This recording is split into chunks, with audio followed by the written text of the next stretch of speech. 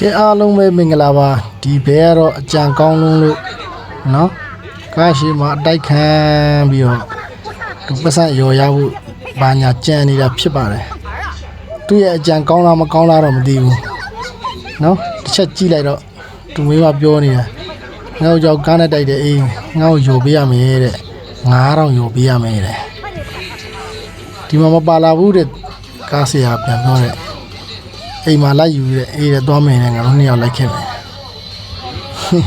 မြင်မောင်းနဲ့ငါတို့ပါလဲအဆက်ရတော့မယ်မကားဆရာဖုံးဝင်လာဖုံးဝင်လာပြီးတော့အရင်စိတ်ညစ်တယ်ပေါ့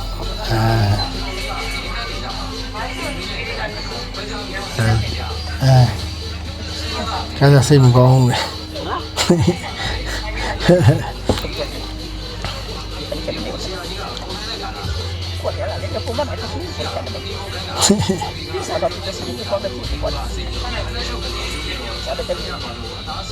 သူကသူတတ်တယ်ပဲကားအရာမြန်မောင်းတယ်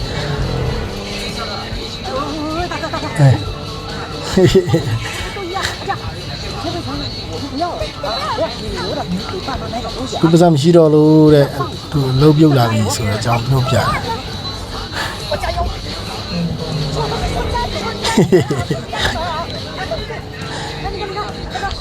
ဒီမှာကြောက်တာရောပတ်စံယူလိုက်ပါတယ်3000ပ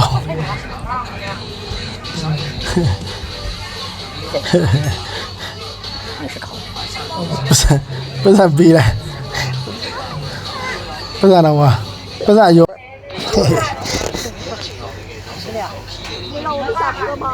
ဒီတော်ကြောက်နေပြီ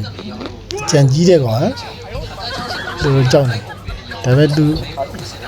ပြောပြတော့အေးငါမှမိမလည်းမရှိတော့ဘူးတဲ့ငါကငါတတ်တယ်နဲ့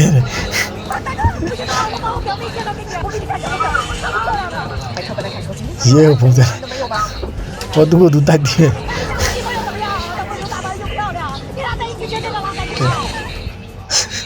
သူမိမပေးပါမယ်သူမိမပေးပါမယ်ကဲအဲ့နဲ့လေနော်ခေါင်းကြီးတို့လည်းအဲ့လိုမျိုးအကြံနေတော့ပြီးမကြံကြနဲ့အဲ့ဒါ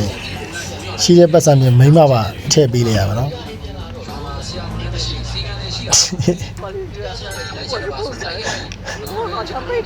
နော်အဲ့တော့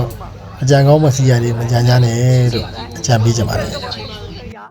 最大的吃哦。